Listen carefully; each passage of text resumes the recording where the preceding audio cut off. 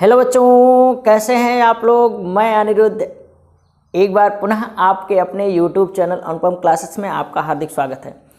तो dear student, आपसे ये तहे दिल से रिक्वेस्ट है कि यदि आप इस चैनल पर नए हैं तो चैनल को सब्सक्राइब कर लें और अपने दोस्तों में शेयर करना ना भूलें।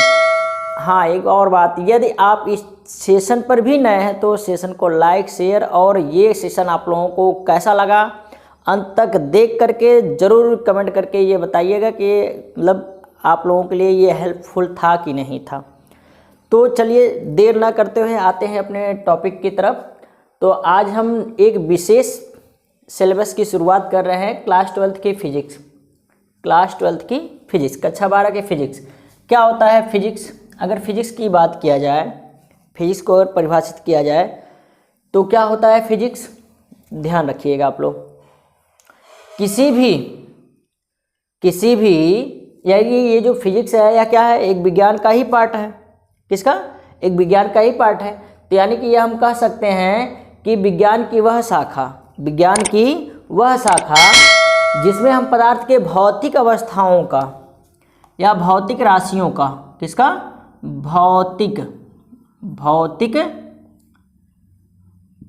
भौतिक अवस्थाएं या राशियां,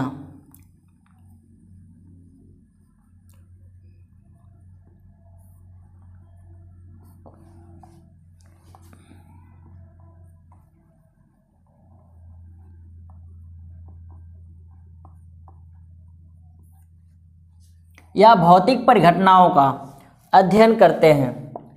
एक बार पुनः, भौतिक विज्ञान क्या है, भौतिकी क्या है, फिजिक्स क्या है?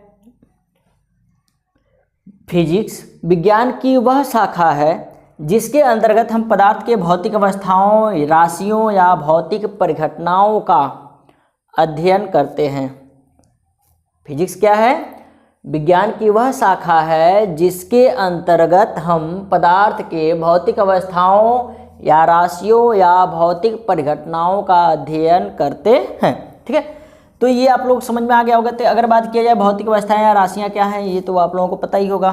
ठीक, या परिघटनाएं अगर बात किया जाए तो ताप हो गया, क्या? ताप, टेम्परेचर, दाब, ठीक है, ताप, दाब, ठीक है, आयतन, ठीक, घनत्व, समझिए ना, विद्युत धारा, आवेश, इलेक्ट्रिसिटी, आवेश, ये सब क्या है? बल, ETC। ठीक, ये सब क्या है? भौतिक अवस्थाएं तो हैं, इनमें भौतिक अवस्थाएं या जो है कि भौतिक राशियां तो हैं, यानी कि भौतिक परिघटनाएं ही तो हैं सब।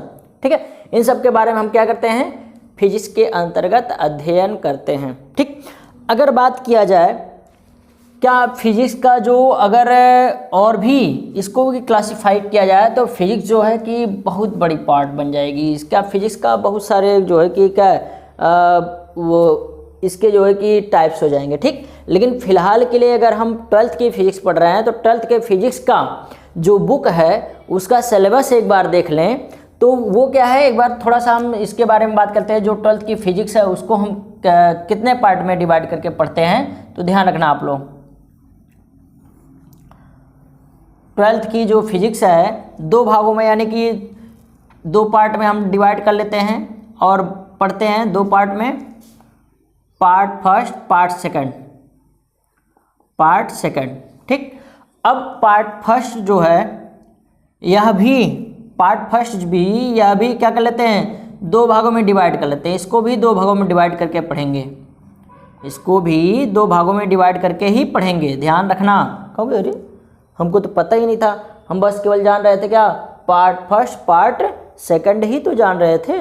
लेकिन नहीं, ये याद रखना क्या है, पार्ट फर्स्ट भी उसको पहचानने की ज़रूरत है। पार्ट फर्स्ट भी दो भागों में बटा हुआ है, पार्ट सेकंड भी दो भागों में बटा हुआ है। ठीक, अगर पार्ट फर्स्ट की बात किया जाए तो इसमें क्या होता है, पार्ट फर्स्ट का अगर बात किया जाए तो ये पार्ट फर्स्ट है क्या, सबके बारे में, किसके बारे में ज़्यादातर है इसमें? तो इसमें जो है इलेक्ट्रिसिटी के बारे में। किसके बारे में?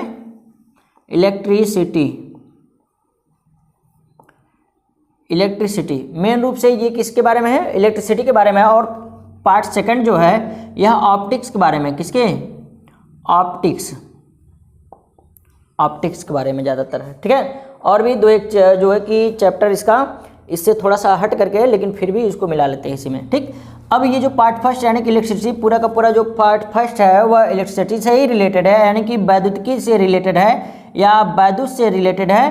तो यह जो पार्ट है यह भी दो भागों में डिवाइड हो जाता है, ठीक। पार्ट फर्स्ट भी दो भागों में ही डिवाइड करके अगर पढ़ा जाए तब, ठीक है। क्या है, पहला जो इसका भाग हो जाएगा, जो शुरू में हम पढ़ते हैं शुरू के 3-4 लेसन, वो क्या होता है, वह है इलेक्ट्रोस्टैटिक्स।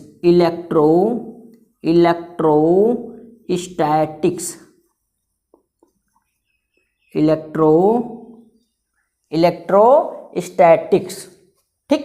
स्थिर वैद्युतिकी, क्या, स्थिर वैद्युतिकी। अभी हम इसमें सब बताएंगे आप लोगों को कि ये होता क्या है, ठीक। और सेकंड का अगर बात किया जाए तो ये क्या है, इलेक्ट्रोडायनेमिक्स। इलेक्ट्रोडायनेमिक्स, ठीक। वैद्युत गतिकी,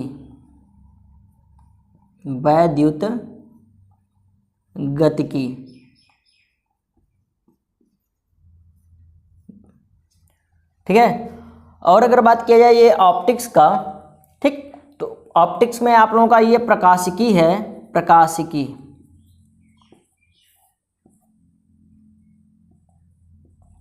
प्रकाशिकी, ठीक।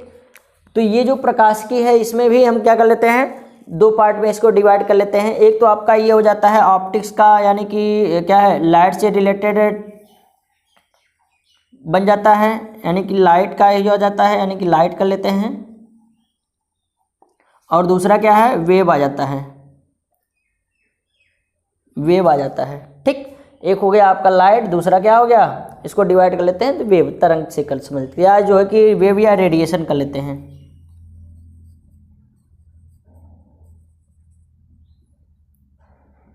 ठीक है। क्या, रेडिएशन, समझिए ना आप लोग। तो इतने पार्ट में हम डिवाइड करके पढ़ते हैं। अब ये होता क्या है, इलेक्ट्रोस्टैटिक्स की अगर बात किया जाए, इलेक्ट्रोस्टैटिक्स यानी कि स्थिर वैद्युतिकी क्या होता है, ध्यान से समझिएगा आप लोग, ठीक।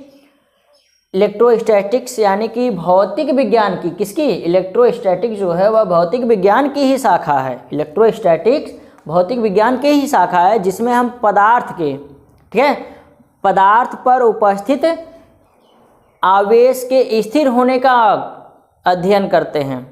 पदार्थ पर उपस्थित आवेश के स्थिर होने का क्या करते हैं, हम अध्ययन करते हैं। या फिर जब पदार्थ पर आवेश स्थिर होता है उस समय उसकी जो है कि क्या कंडीशन बनती है, उसी के अंतर्गत हम क्या करते हैं, अध्ययन करते हैं। ये आपका क्या हो जाता है, इलेक्ट्रोस्टैटिक्स हो जाता है, ठीक है। यानी कहने का मतलब ये है, जब पदार्थ रेस्ट में रहेगा, जब आवेश रेस्ट में रहेगा, यानी कि रेस्ट करता रहेगा, उससे संबंधित जो है कि हम अध्ययन करते हैं, ठीक। अब ये जो है इलेक्ट्रोडायनेमिक्स देख लेते हैं। अगर वैद्युत गतिकी, तो जाहिर सी बात है ये आप लोगों को पता हो गया होगा, तो ये तो बिल्कुल ही जाहिर, इससे ही रिलेटेड पता हो गया होगा, है ना। तो ये क्या है, वैद्युत गतिकी यानी कि इलेक्ट्रोडायनेमिक्स क्या है, जब हम क्या करते हैं, आवेश गतिमान अवस्था में हो जाता है। जब आवेश किसी भी पदार्थ में क्या हो जाए, गतिमान अवस्था में हो जाए, उससे संबंधित जो भी हम क्या करते हैं, फिनोमेना का अध्ययन करते हैं, वो आपका क्या हो जाता है, इलेक्ट्रोडायनेमिक्स हो जाता है, ठीक। और अगर बात किया जाए इधर का सेकंड पार्ट में, प्रकाशिकी ऑप्टिक्स में, ऑप्टिक्स में आप लोग जानते हैं ये, ठीक है, क्लास 11th में बताया गया होगा, लेकिन फिर भी क्लास 10th में भी बताया गया होगा प्रकाशिकी संबंधित। इसमें हम क्या करते हैं, प्रकाशिकी में हम पदार्थ के ड्यूअल, दो प्रकार के प्रकृति की बात करते हैं, ठीक। एक तो प्रकाश का हो जाता है और दूसरा क्या होता है, वही प्रकाश रेडिएशन के रूप में निकलता है, ठीक है। तो ठीक है, इसको आगे बढ़ लेते हैं। तो अगर बात किया जाए, एक हो जाएगा लाइट से संबंधित, और जो है आपका क्या हो जाएगा, वेव या रेडिएशन संबंधित, ठीक। अगर लाइट की बात की जाए यानी कि प्रकाश से संबंधित, तो इसमें क्या करते हैं हम, प्रकाश, परावर्तन, अपवर्तन, ठीक है, प्रकीर्णन, ये सब हम पढ़ते हैं। प्रिज्म में अपवर्तन कैसे होता है, लेंस में अपवर्तन कैसे होता है, आँख से कैसे दिखाई देता है, ये सब चीज़ें हम किस में पढ़ते हैं, लाइट में पढ़ेंगे। ठीक। और वेव या रेडिएशन की बात किया जाए तो वही लाइट जो है किसी जब धातुई पदार्थ पर गिरता है तो धातु से कैसे जो है कि यानी कि प्रकाश निकलता है, वह किस रूप में निकलता है, या एटॉम बम कैसे बनाया जाता है, सूर्य अपना जो है कि किस प्रकार से प्रकाश यहाँ तक हम तक दे पाता है, और सूर्य में क्या जो प्रक्रिया चलती है कि वह हमेशा प्रकाश निकालता रहता है। ठीक है, तो ये सब हम किस में सीखेंगे, रेडिएशन में सीखेंगे। हाँ, और भी एक बात और आप लोगों को बता दिया जाए कि पार्ट सेकंड में जो आपका लास्ट के 2 चैप्टर हैं, अगर देखा जाए तो 2-3 चैप्टर हैं। कौन कौन सा? सेमीकंडक्टर का, लॉजिक गेट का और कम्युनिकेशन का। ठीक है, ये जो 2-3 सेक्शन है वह क्या है आप लोगों का इसी में ही सेकंड पेपर में ही ला करके रख दिया है, लेकिन फिर भी आप लोग घबराइएगा मत, ये सब इसी से संबंधित आ जाता है। ठीक है, अब देखा जाए तो अगर लाइट में ये तो आप लोगों का हो ही गया, मुझे लगता है कि आप लोग समझ गए होंगे कि ये सब क्या होता है, ये फिजिक्स का पार्ट कैसे बना है ना। फिजिक्स का जितना भी पार्ट है हम फिजिक्स को कितने भागों में डिवाइड कर लेते हैं और इनको हम कैसे पढ़ते हैं, इसको जो है कि आप लोगों को बता दिया गया। अगर बात किया जाए आगे पढ़ने की बात किया जाए तो आगे हम क्या पढ़ेंगे, पहला पार्ट इलेक्ट्रोस्टैटिक्स, स्थिर वैद्युतिकी। क्या पढ़ेंगे, स्थिर वैद्युतिकी। तो चलिए देर ना करते हुए अगर मिलेंगे नेक्स्ट क्लास में। आज के दिन बस इतना ही। जय हिंद। यदि आप इस चैनल पर नए हैं तो चैनल को सब्सक्राइब कर लीजिए, बार बार आप लोगों को कहना ना पड़े।